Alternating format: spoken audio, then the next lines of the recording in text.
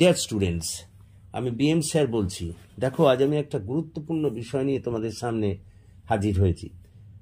2025 সালের কলকাতা বিশ্ববিদ্যালয়ের ইংরেজি অনার্সের ফার্স্ট সেম এক্সামে যারা বসতে চলেছে তাদের জন্য একটি অতি গুরুত্বপূর্ণ প্রশ্ন, এবং প্রশ্নটি হলো discuss the features of pre Raphaelite poetry with appropriate references. এই প্রশ্নটি তোমাদের জন্য এবারে খুব ইম্পর্টেন্ট আসতেই পারে, এবং সেই কারণে এই প্রশ্নটির উত্তর আজ আমি তোমাদের এখানে প্রথমে বোঝাবো এবং তারপরে লিখিয়ে দেব। দেখো, এই কথা বলে নিই যে এই প্রশ্নটি এবারে ইম্পর্টেন্ট কারণ এর আগে আমরা দেখেছি যে এই প্রশ্ন কলকাতা বিশ্ববিদ্যালয় থেকে দেয়া হয়েছে এবং এটা এবারে আসতেও পারে। সেই কারণে এটা ভালো করে করবে। আমার 100% বিশ্বাস যে এবারে কিন্তু এটা আসবে।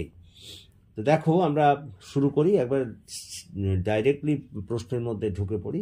তাহলে আমরা কোশ্চেন যেটা লিখছি সেটা হচ্ছে discuss the features of pre Raphaelite poetry with appropriate references. তো উত্তর শুনে নাও। To write few lines on the features of pre Raphaelite poetry, the first thing which is to be mentioned is that Pre-Raphaelite Brotherhood was a group of English painters, poets, and critics founded in 1848 by William Holman Hunt, Dante Gabriel Rossetti, John Everell Millais, and James Collinson। মানে যা বলতে চাওয়া হলো তা হচ্ছে যে এই pre র্যাফেলাইট পোয়েট্রির ওপরে কিছু আলোচনা করতে গেলেই প্রথমেই যে বিষয়টি উল্লেখ্য, 1848 সালে কিছু লেখক বা শিল্পী যথাক্রমে প্রি র্যাফেলাইট ব্রাদার ভাতৃদ্বয় এবং কিছু পেন্টার, কিছু কবি সমালোচক যথা উইলিয়াম হোলম্যান হান্ট, দাঁতে Gabriel Rossetti, John Everett Millais and James Collinson প্রমুখেরা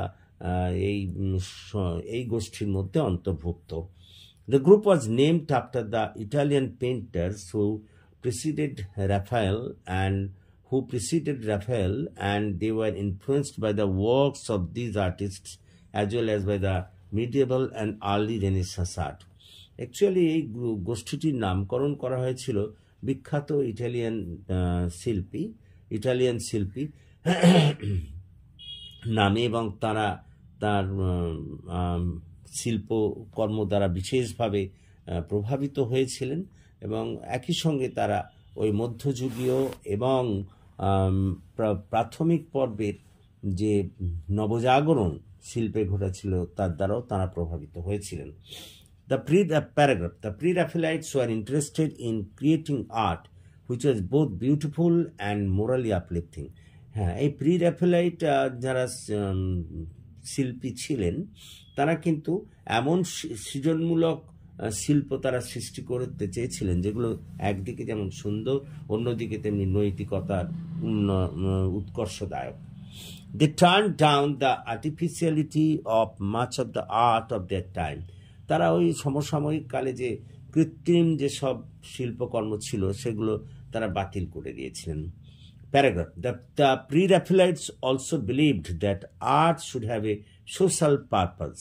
এই প্রি র্যাফেলাইটসরা বিশ্বাস করতেন যে শিল্পকর্মের একটা অবশ্যই সামাজিক উদ্দেশ্য থাকবে, and they often used their art to comment of the problems of the day. এবং তারা এমনই সব শিল্পকর্ম সৃষ্টি করেছিলেন যেগুলো কিন্তু ওই সমসাময়িক সমস্যাগুলোর উপরে তারা তাদের অভিমত ব্যক্ত করেছিলেন ওই শিল্পকর্মের মধ্যে দিয়ে। Paragraph. The pre Raphaelites are also interested in poetry. তারা কবিতাতেও বিশেষভাবে আগ্রহী ছিলেন, and they published a number of poetry collection. তারা অনেক কবিতা সংকলনও বার করেছিলেন। The poetry of the pre Raphaelites have some unique features which can be divided into some parts.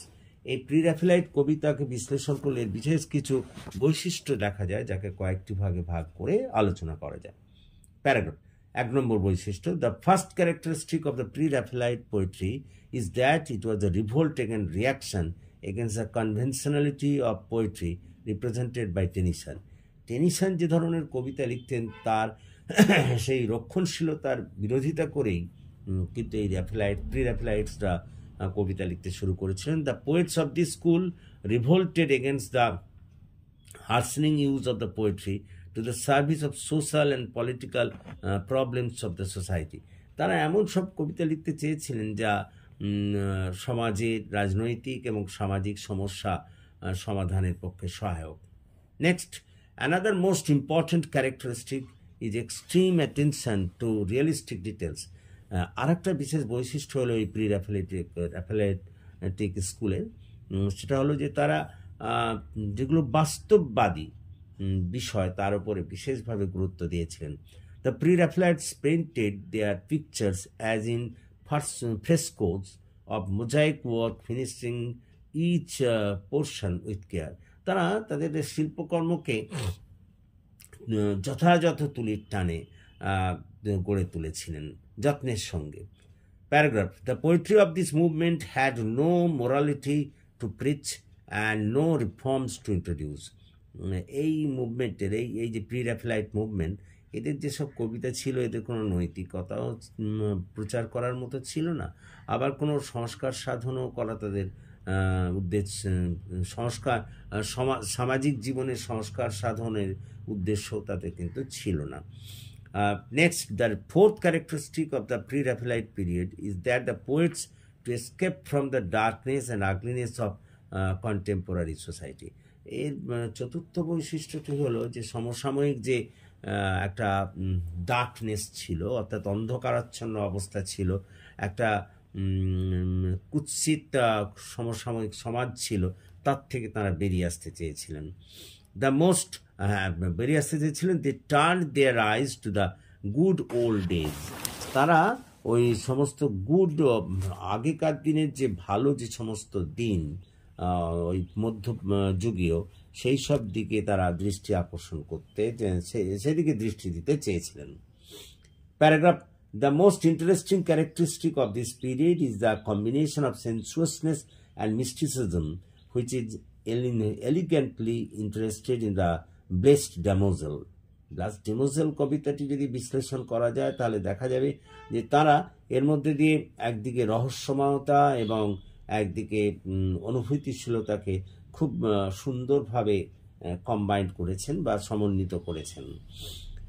Another important characteristic feature of this poetry is that this poetry revived the biblical theme. হ্যাঁ, biblical বিষয় যেগুলো সেগুলোকেও এরা এই কবিতার মধ্যে দিয়ে কিন্তু পুনর্জীবিত করেছিল। We can see it in the poem of Christina রোসেটি।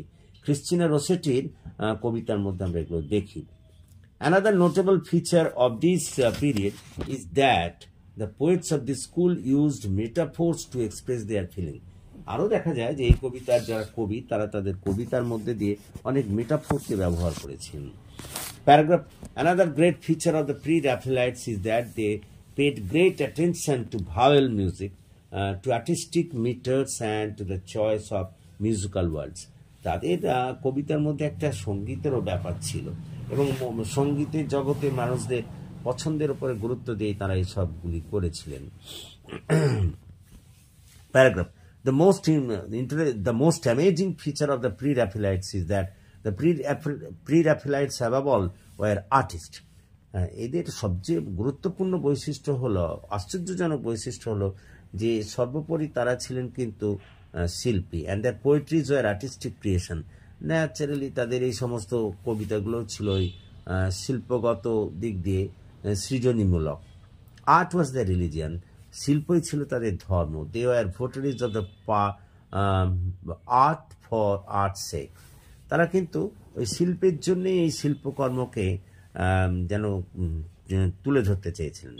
Finally, the most remarkable feature of this movement was it's love of symbolism. প্রতীকী চিহ্নের প্রতি তাদের একটা বিশেষ যে ভালোবাসা ছিল তা তারা এর মধ্যে দিয়ে তুলে ধরেছিলেন। রোসেটি লার্নড দিস ফ্রম ডাঁতে, এবং রোসেটি তার এই বিষয়টি শিখেছিলেন তারই অগ্রজ ডাঁতের কাছ থেকে। Paragraph, naturally all these features have given the pre-Raphaelite poetry a distinct place in the British literature. স্বাভাবিকভাবে এইসব বৈশিষ্ট্যগুলোই প্রি র্যাফেলেটিক পোয়েট্রিকে ব্রিটিশ সাহিত্যে একটা বিশেষ স্থান করে দিয়েছে।